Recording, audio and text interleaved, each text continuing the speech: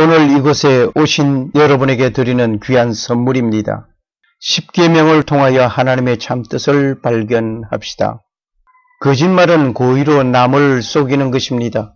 거짓말은 남을 속이는 것 이외에 자기 자신을 속이는 일이 되며 자신이 속는 결과를 낳습니다. 거짓말은 남을 속이는 동시에 자신을 속이는 행위입니다. 거짓말은 다른 사람을 속이어 자신의 이익을 취하는 것입니다. 거짓말은 말뿐만 아니라 글이나 의사소통, 몸짓, 동작 등을 통하여 이루어집니다. 거짓말은 사람을 속이려는 의도로 거짓을 말하는 것입니다. 거짓말은 사람을 오류로 빠뜨리고 진실을 거슬려 말하거나 활동하는 것입니다. 거짓말은 사실과는 다른 내용을 의도적으로 표현하는 말입니다. 거짓말은 사실을 사실이라고 말하지 않는 것입니다. 거짓말은 사실이 아닌 것을 사실인 것처럼 꾸며서 하는 말입니다. 거짓말은 상대를 속이려는 의도로 표현되는 말입니다. 거짓말은 아무리 작은 것이라도 거짓말입니다. 거짓말은 악한 언어입니다. 거짓말은 알려진 진실을 다른 사람에게 전하는 구실을 하는 말을 악용하는 것입니다. 거짓말은 이웃 비인간화시키는 일입니다. 거짓말은 이웃을 죽이고 아프게 하고 불행하게 하는 것 중에 비중이 큰 죄악입니다.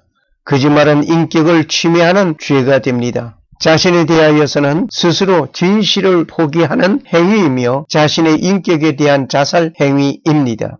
거짓말은 인류 최초에 있었던 죄악입니다. 거짓말은 자체로 비난받아 마땅한 것입니다. 거짓말은 진실되지 못한 은행을 가리키는 말로 양심을 거역하는 것입니다. 거짓말은 진실을 가장 직접적으로 어기는 것입니다. 거짓말은 큰 죄악입니다. 우주 전체를 파괴케 한 죄이며 전 인류를 저주 아래 썰어 넣은 큰 죄악입니다. 거짓말은 타인에게 가하는 명백한 폭력입니다. 거짓말은 사실이 아니라고 알고 있거나 믿고 있는 것을 속일 의도로 하는 말입니다. 다른 사람을 속이려는 의도가 거짓말의 본질입니다. 모든 고의적인 과장과 그릇되거나 과장된 인상을 전하려고 계획된 말이나 암시, 비록 사실일지라도 오해케 만드는 방법으로 말하는 것을 거짓말입니다. 사실이 아닌 것을 사실인 것처럼 꾸며 다른 사람을 속이는 것이 거짓말입니다. 거짓말은 증거하기 위하여 다른 거짓말을 하게 되고 그 거짓말을 확인하기 위하여 또 다른 거짓말을 하게 됩니다. 거짓말은 거짓말을 낳게 되고 또 다른 거짓말로 전수되어 퍼지게 됩니다. 참고로 요한 1서 5장 1절에서 10절을 읽겠습니다. 예수께서 그리스도이심을 믿는 자마다 하나님께로서 난 자니 또한 내신 이를 사랑하는 자마다 그에게서 난 자를 사랑하느니라. 우리가 하나님을 사랑하고 그의 계명들을 지킬 때에 이로써 우리가 하나님의 자녀 사랑하는 줄을 아느니라. 하나님을 사랑하는 것은 이것이니 우리가 그의 계명들을 지키는 것이라. 그의 계명들은 무거운 것이 아니로다. 대저 하나님께로서 난 자마다 세상을 이기느니라. 세상을 이긴 이김은 이것이니 우리의 믿음이니라. 예수께서 하나님의 아들이심을 믿는 자가 아니면 세상을 이기는 자가 누구뇨? 이는 물과 피로 임하신 자니 곧 예수 그리스도시라. 물로만 아니오 물과 피로 임하셨고 증거하는 이는 성령이시니 성령은 진리니라. 증거하는 이가 셋이니 성령과 물과 피라. 또한 이 셋이 합하여 하나이니라. 만일 우리가 사람들의 증거를 받을진대 하나님의 증거는 더욱 크도다. 하나님의 증거는 이것이니 그 아들에 관하여 증거하신 것이니라. 하나님의 아들을 믿는 자는 자기 안에 증거가 있고 하나님을 믿지 아니하는 자는 하나님을 거짓말하는 자로 만드나니 이는 하나님께서 그 아들에 관하여 증거하신 증거를 믿지 아니하였음이라. 또 증거는 이것이니 하나님이 우리에게 영생을 주신 것과 이 생명이 그의 아들 안에 있는 그것이니라. 아들이 있는 자에게는 생명이 있고 하나님의 아들이 없는 자에게는 생명이 없느니라. 제9는 내 이웃에 대하여 거짓 증거하지 말지니라. 오늘 십계명 제9계명을 공부하시겠습니다. 출애굽기 20장 16절, 신명기 5장 20절입니다.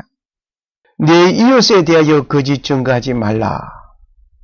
제9계명을 주신 목적은 진리를 보호하기 위한 것입니다. 제3계명과 제9계명은 서로 공통점이 있습니다. 그 공통점은 입으로 범하는 죄를 말하고 있습니다.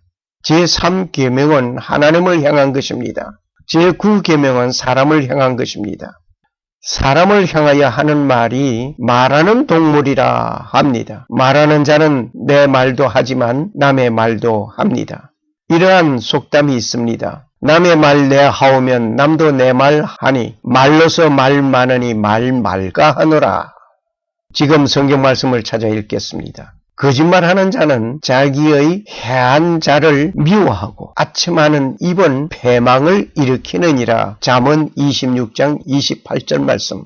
대저 이는 패역한 백성이요 거짓말하는 자식이요 여호와 법을 듣기 싫어하는 자신이라. 이사야 30장 9절 말씀. 신실한 정의는 거짓말을 아니하여도 거짓 정의는 거짓말을 뱉느니라. 잠언 14장 5절 말씀. 사상을 말하는 사람을 향하여 큰 사람이라고 합니다.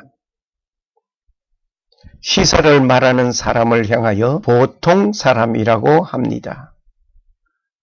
그러나 남의 말을 하는 사람을 향하여는 작은 사람이라고 합니다. 여러분은 사상을 말하는 사람입니까? 아니면 시사를 말하는 사람입니까? 그렇지 않으면 남의 말을 하는 사람입니까? 어느 쪽의 사람입니까? 지금 제가 원한다면 남의 말을 하려면 예수 그리스도를 믿는 자들의 아름다운 이야기를 하는 사람이 되기를 권합니다. 그러나 그보다 예수 그리스도의 사건을 말하는 사람이 되었으면 합니다. 그런데 위대하신 하나님 아버지의 그 참뜻을 말하는 위대한 사상을 논하는 위대한 사상가가 되기를 권합니다. 거짓말을 하면서 타인의 생명이나 재산, 인격에 손해를 입히는 것은 죄악입니다. 지금 만화를 보면서 생각해 봅시다.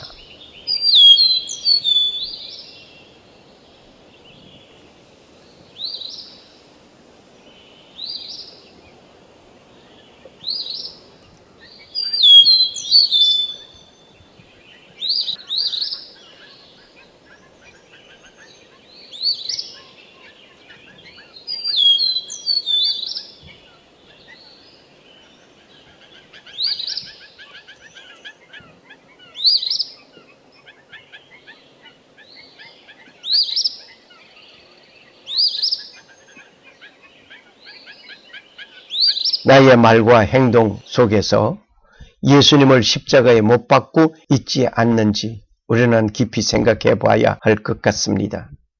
거짓말 때문에 어려움을 당한 일들을 봅니다. 보디발의 아내의 거짓 증거로 인하여 요셉이 간통 미수 죄인으로 투옥되었습니다. 이세벨의 거짓 증거로 인하여 나봇은 유업으로 이어온 경작지 포도원이 빼앗김을 당하고 인민재판에서 죽임을 당하였습니다.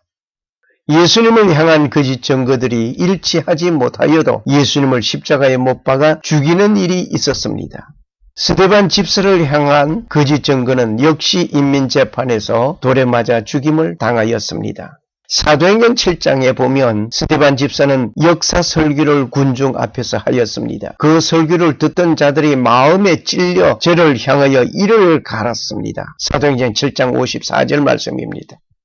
양심을 속인 거짓에 의하여 죽임을 당한 스데반 집사님이었습니다. 거짓 정의는 벌을 면치 못할 것이요 거짓말을 내는 자는 망할 것이니라. 잠언 19장 9절 말씀. 사탄은 거짓말쟁이요 거짓의 아비입니다. 너희는 너희 아비 마귀에게서 났으니 너희 아비의 욕심을 너희도 행하고자 하느니라. 저는 처음부터 살인한 자요 진리가 그 속에 없으므로 진리에 서지 못하고 거짓을 말할 때마다 제 것으로 말하나니 이는 저가 거짓말장이요 거짓의 아비가 되었음이라. 요한복음 8장 44절의 말씀입니다. 혹시 거짓말을 잘하고 거짓을 행하고 있습니까? 그는 거짓말쟁이이며 거짓의 아비가 되며 그 뿌리는 사탄에게 있습니다. 첫 번째, 왜 거짓말을 하게 됩니까?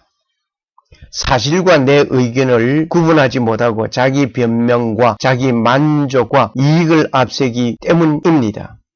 정확하게 이해를 못하고 자기 생각을 가미하여 말을 하면 거짓말이 됩니다.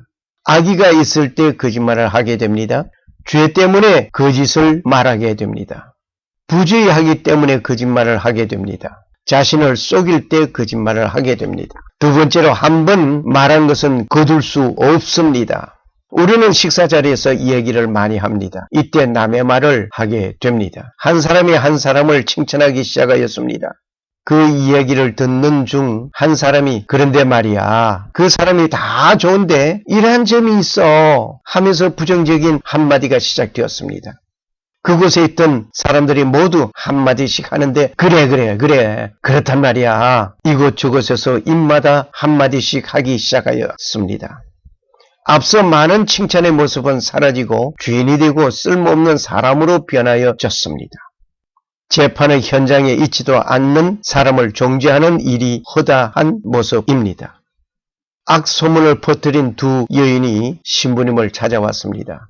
신부님, 저희들이 잘못하였습니다. 당신들이 미안하게 생각한다면 이것을 가지고 바람 부는 산 봉우리에 올라가서 날려버리고 오십시오.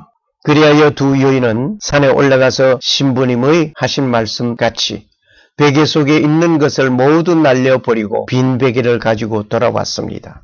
그때 신부님께서 말씀하셨습니다. 이제 그 날려버린 것을 되에 담아 오십시오. 그것은 불가능합니다. 왜 불가능하십니까? 다 날아가 버렸기 때문입니다. 이와 같이 우리가 하는 말은 다시 거두어 들이지 못하는 것입니다. 그러므로 말을 할 때는 사실만 말하는 진실한 사람이 되어야 할 것입니다. 세 번째로, 그렇다면 침묵해야 하겠습니다. 웅변은 은이요 침묵은 금이라는 말같이 입을 다물고 보아도 못 본 것 같이 들어도 못 들은 것 같이 해야 하겠습니다. 사건을 보아도 못 본 것 같이 들어도 아니 들은 것 같이 말없이 보고리같이 살아야 할 것 같습니다. 지금 법정에서 죄인으로 재판을 받고 있는 사람이 있습니다. 누군가 그 사람에 대하여 사실을 말하면 무죄가 되는데 그 사실을 말하지 아니한다면, 침묵하고 있다면 같은 공범자입니다. 잘못하고 있는 자를 향하여 가만히 보고 침묵하고 지나가는 일로 인하여 피해를 입는 사건이 많이 있습니다. 그러나 간간히 들리는 모범적인 시민이 있습니다. 그분이 있기에 그래도 살맛이 있습니다. 네 번째로, 진실한 자기평가를 하십시오. 자신을 과소평가하지 마십시오. 과소평가하면 겸손을 보여주는 것 같이 보입니다. 하지만 자신을 잃고 무능한 사람으로 보이게 됩니다. 신뢰성이 보이지 않습니다. 하나님께서 창조하신 창조물, 그 창조물을 천시하는 일이 됩니다. 자기 자신을 과대평가하지 마십시오. 자신을 과대평가하면 교만하게 됩니다. 하나님께서는 교만한 자를 대적하십니다. 젊은 자들아, 이와 같이 장로들에게 순종하고 다스로 겸손으로 허리를 동이라. 하나님은 교만한 자를 대적하시되 겸손한 자들에게 은혜를 주시느니라. 베드로전서 5장 5절 말씀. 교만은 패망의 선봉이요 거만한 마음은 넘어짐의 앞잡이니라. 잠언 16장 18절 말씀. 자신을 진실하게 평가하고 소개하십시오. 자신을 감추는 것은 거짓말하는 것입니다. 다섯 번째로, 참다운 증인이 되시려면 어떻게 하는 것이 좋은가요? 우리가 말을 할 때 먼저 자신에게 질문해 보시기를 원합니다. 이 말은 사실인가? 친절한 이야기인가? 이 말은 내가 꼭 해야 하는가? 이 말은 본인에게 유익한 말인가? 나무가 닿으면 불이 꺼지고 말쟁이가 없으면 다툼이 쉬느니라. 잠언 26장 20절 말씀. 찬송가 70장 피난처 있으니를 찬송하면서 오늘 말을 메꾸자 합니다. 감사합니다.